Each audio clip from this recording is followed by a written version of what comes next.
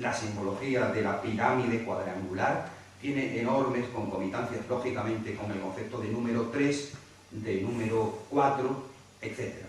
Y por poner solamente, por citar sobre el caso del símbolo de la pirámide cuadrangular, es decir, que es también arduo, largo, prolijo de comprender o incluso de precisar, de interpretar. Me imagino que simbólicamente la vivencia será muy otra.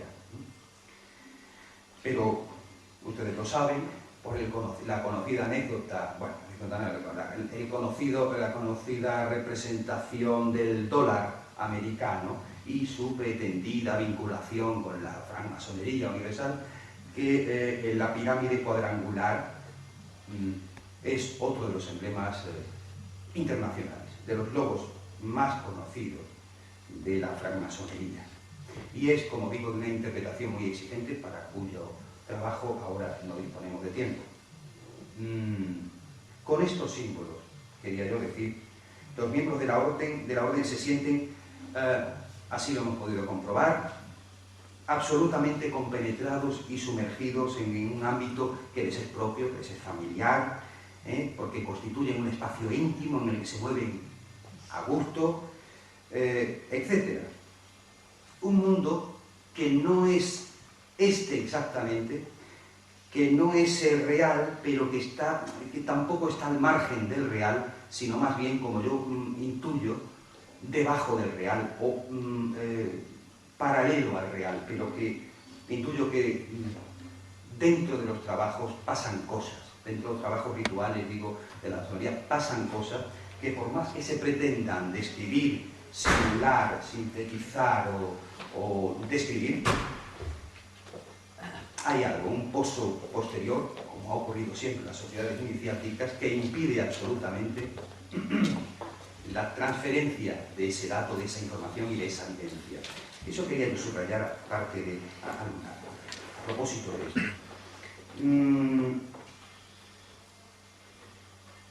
La capacidad transformadora de los símbolos de la que he hablado con anterioridad creo que no puede ser penetrada por quienes no pertenecen a la orden, por quienes no habitan ese mundo transformador de los iniciados. Pero eso no significa que no seamos capaces, cualquiera de nosotros, como yo lo he intentado durante años, acercarnos a esa interpretación y a intuir ese tipo de vivencia particular que se tiene probablemente dentro de la orden. Y el tercer grupo, brevemente, de esos símbolos de los que yo hablaba, es el que denominé elementos verbales de la construcción, porque claro, para construir edificios, catedrales o edificios civiles, no solo hacen falta, lógicamente, chismes, herramientas, utensilios o instrumentos, sino que hace falta hablar y sobre todo hace falta callarse. Por eso hay 4 virtudes también sustanciales de cualquier adepto a la orden. Si les parece, se las repito. Diligente, moderado, prudente, diligente, moderado y discreto. Mediante el silencio se aprende a observar constructivamente las faltas de los otros y a aprovechar los aciertos de los demás para el bien propio y para el beneficio de todos. El diccionario enciclopédico de la masonería de Lorenzo Frau Abrines dice que el silencio es una obligación, es cierto, siempre hay coincidencia en esto, es una obligación que deben observar, es decir, cumplir, los adeptos dentro y fuera de la logia. Efectivamente, yo creo que todas las escuelas iniciáticas han mantenido el silencio como una fuente privilegiada de aprendizaje y de sabiduría, además de una obligación casi sagrada entre sus adeptos en algún momento de su vida iniciática. Y realmente, de todas las sociedades iniciáticas que en el mundo han sido, me da la sensación de que la francmasonería es una de las pocas que pervive a pesar de los siglos y a pesar de los modernos tiempos de indiscreción generalizada en que vivimos. Y quizá lo haya conseguido esta sociedad masónica porque en su evolución histórica, quiero pensar, ha sabido conjugar la presencia pública como la que estamos disfrutando hoy, y la inserción, la presencia pública y la inserción en la sociedad civil con un sustancial mantenimiento en la discreción de las enseñanzas que le son propias, intransferibles de sus iniciados. Me da la sensación. Esta combinación de exhibición y reserva creo que es uno de los logros de la masonería contemporánea, o de la masonería más próxima al siglo XXI. Pero déjenme que insista, en la francmasonería el silencio está muy lejos de constituir una medida vejatoria o autoritaria. Al contrario, es un instrumento educativo de primer orden. Es un instrumento de formación iniciática de primer orden, que por tanto debe asumirse, supongo que los adeptos la asumirán con plena conciencia de los beneficios, que son muchos y que existen, fuera y dentro de la orden. Una vez dentro de la orden, el neófito, es muy conocido, debe guardar silencio. Silencio absoluto, silencio más o menos absoluto y silencio durante un determinado tiempo.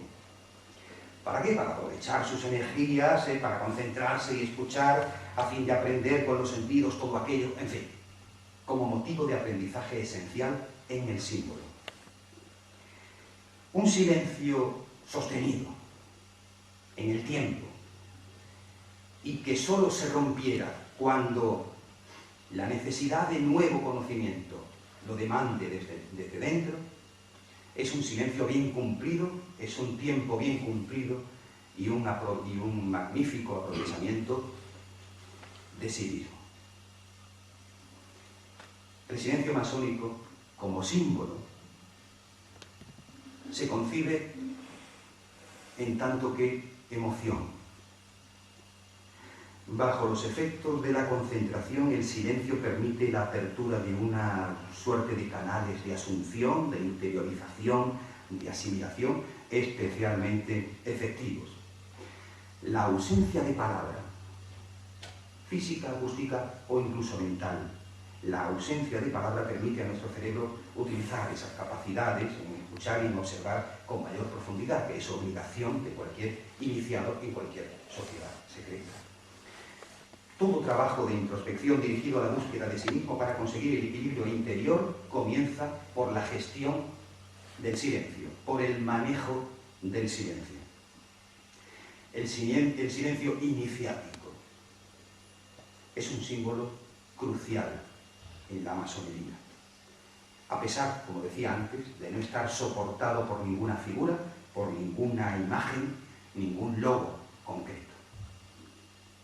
Por otro lado, la palabra, en tanto que símbolo iniciático también, es otro de los elementos verbales de construcción interior muy caros, muy queridos por la masonería. Se sabe que los masones tienen palabras privadas, vocabulario propio, términos que solo los adeptos conocen. Se sabe que tienen palabras para decir y palabras para callar. Algunas se pueden emplear en determinadas situaciones y otras no, y otras en ninguna situación. Y otras palabras, como digo, que no se pueden pronunciar nunca. Palabras con significados especiales y especialmente potentes, y también palabras que conforman un glosario, un vocabulario masónico más o menos conocido, porque no pertenecen a la orden y que está a la orden del día en cualquier página web. El vocabulario, el diccionario masónico. La palabra y su uso. El uso de la palabra. El rigor en la palabra y la palabra no dicha son elementos simbólicos, insisto, de primer orden en la orden iniciática francmasónica. La palabra de honor y el juramento. La palabra honor y la palabra juramento están esencialmente y abundantemente difundidas dentro de la orden francmasónica. Todas ellas conforman un simbolismo verbal